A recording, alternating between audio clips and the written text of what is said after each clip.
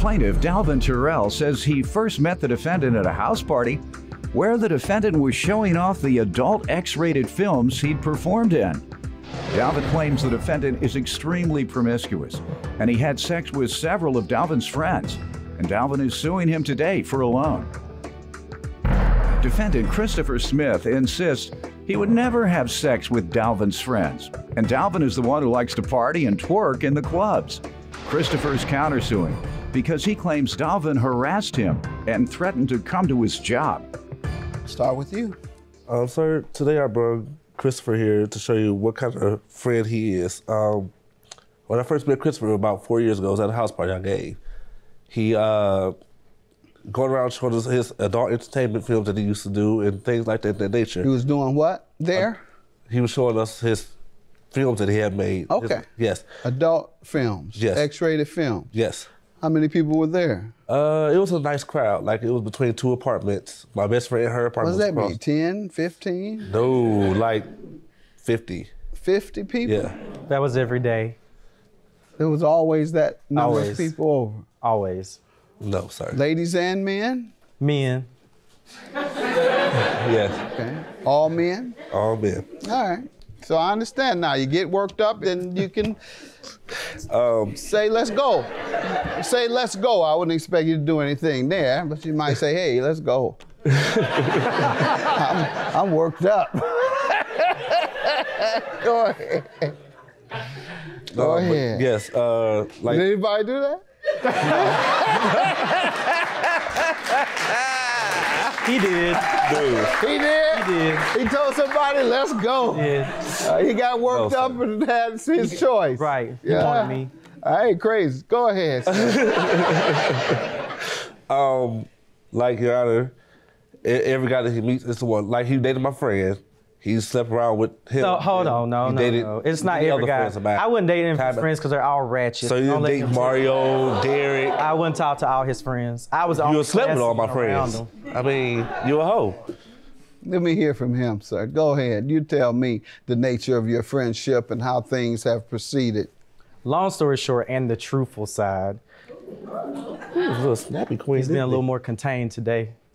So we've known each other some years. That part's true. During the process of knowing each other, Dalvin is what he says. I didn't even know that was his name until today. What did you know him I to always be? knew him as LaDon. That's what everybody called him. And I called him LaDonna because he was always extra and over the top. Oh. And usually that was because he was drinking or partying. Mm-hmm. So, like he said, yeah, there was house parties, and I would come over every once in a while. He's a huge Anita Baker fan, so he was either lip syncing with his wigs and stuff, and his friends that were going. Where's Anita Baker from? Detroit. Okay. Where's Aretha Franklin from? Detroit. Okay. Where's Diana Ross from? Detroit, Motown. Okay. Temptations. Detroit. Most of the good people come from Detroit, but unfortunately, he's from Detroit also, so it's not quite true. all do. Oh, he's the Everybody. only exception. If He's the if exception. he's not good, he's the only one. He's the exception. Go ahead. But needless to say, his friends, you know, they would come in and out and drink or whatever have you, and they would lip sync with him and background dance with him, whatever he wanted to do. And if we weren't doing that, we were every once in a while in the clubs, and he was twerking, or you know, he was repping for in the underground, you know, the underground sororities. He was either repping for the green and pink and the little ski-wee that they do or whatever, or dance battling. Underground sororities means what? This is the first I've heard. Well, there's legit ones that are real females, and then there's the gay ones that stroll through the club and different things like that. Act like they're a member of a sorority. Right, and his was the pink and green, so we'll leave it. Yeah, AKA. I am Right. a member of TAS, is the Academic Society. I am not affiliated with the AKA. All right. Well, needless to Like- say, Go ahead. needless to say, all of the You know, you parties. sound like somebody that's been arrested. Who? I am not affiliated with the AFA. So I am not. go ahead. Needless to say, all I of believe this you're not. He partying, responded like a defendant. Go Right. ahead.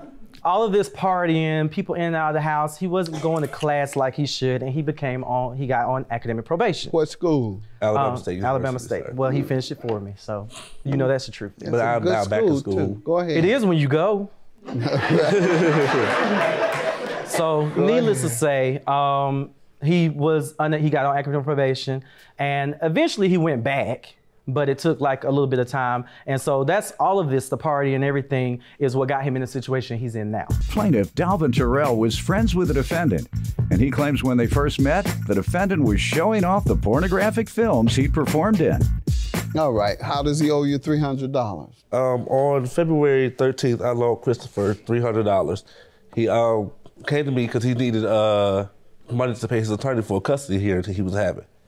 So he came to me, he asked if he could He borrow was trying to obtain custody of his child? Yes, I have proof of that right here as well. Good. He came to me, he came to me and said he needed $300 that he was going to pay me back on the Your partner first. or the mother of the child didn't, why did you have to? My ex-wife. Why did you have to fight for custody? She knew the whole time that I've done stuff in the entertainment industry, but she was trying to use it in court like she didn't know she was oblivious. She wouldn't grant you visitation? She wanted me to have 1 day supervised, hour and a half away from my house at my grandmother's house. Per month? Yes, sir. Oh, okay, yeah. Good to hear that you fought for that. A lot of people don't fight to get visitation or custody. Go ahead. He came to me, he said he needed the money to pay for a custody battle or whatever. I was kind of hesitant because I've never loaned Chris money like that. He said he was going to pay me back on the first. The first came, I called, no answer. I called and kept texting and calling. What date was the repayment due? The 1st of March. And you continued to call, and what response would you get? I wouldn't get anything. Like, this is my first time seeing this guy until this day. Ever since I gave him the money, this is my first time seeing him. So what, you tell me your side, sir, about this loan. Once again, the truthful side. Oh, good, could it? He did loan me the money. But whenever we went to get the money order and stuff, he said, "No, brother, it's fine. Pay me back when you can," because he knew the situation. I never said that. He knew that everything was going on because I had just moved into a home and was trying to get that situated so that whenever they did my home inspection, it was proper for my child. So needless to say, he said, anything from my nephew, pay me back when you can. And my bills and stuff, which I have here, are still not in order. There's still things that are behind. Let me see. I bet you Ghetto Fabulous been spending your money on everything but your bills. Exactly. Here's paying everything but his bill. And this is also... You go down there and catch him at Lenox Mall any day, wouldn't you? Oh, no. And that's also my... Why wouldn't you go to Lenox Mall? It's ghetto. And that's also my court order to show that it wasn't finalized until the 1st of May. You bring in proof that Can you also make sure to autograph one of those for me too, please? All right. I'm not autographing no bill. I'm slicker than that. I'm slicker than that, dog. Get my name on there. Judge Mathis said he was gonna pay. See Judge Mathis' signature? He's gonna pay for it. No. I'm slicker than that, Doc. Cosign. Yeah, I'm a cosign, right. All right, so you do look as if you owe payment due, yeah. But you walking around with cable, you sitting up watching them funny movies.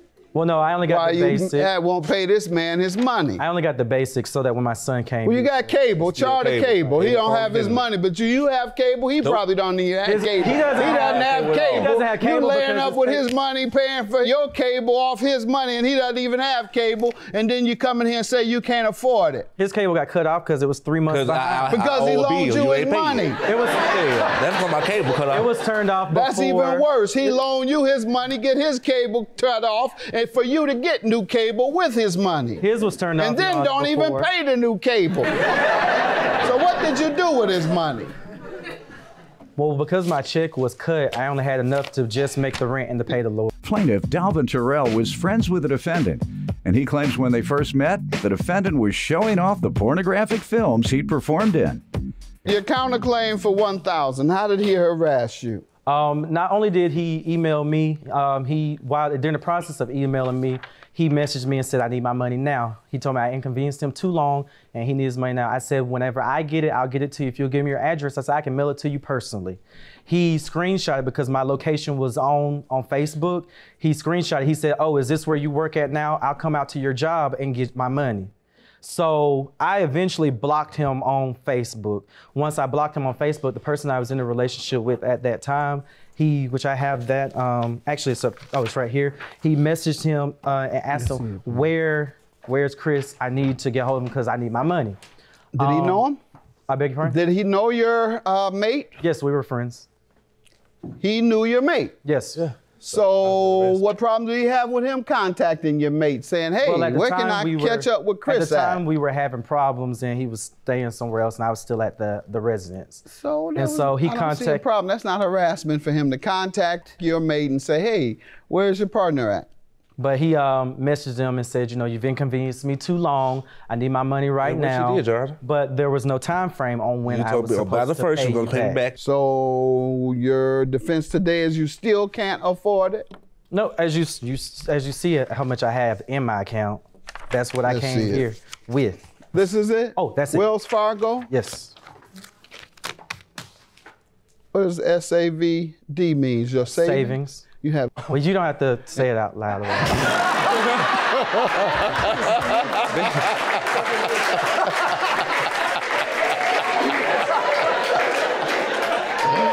I'm glad you stopped me because you definitely don't want me to mention this account.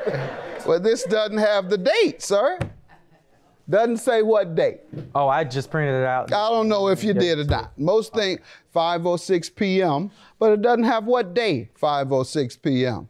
So I'm not sure about this. I can pull it up if you need to. You can look at it personally. Your claim is dismissed for the harassment. He didn't do anything wrong asking for his money. I'll give you 30 days to pay the $300. Otherwise, you'll be held in contempt. May I get my autograph too? Here it is, right here. Oh. All right, have a good day. Thank you.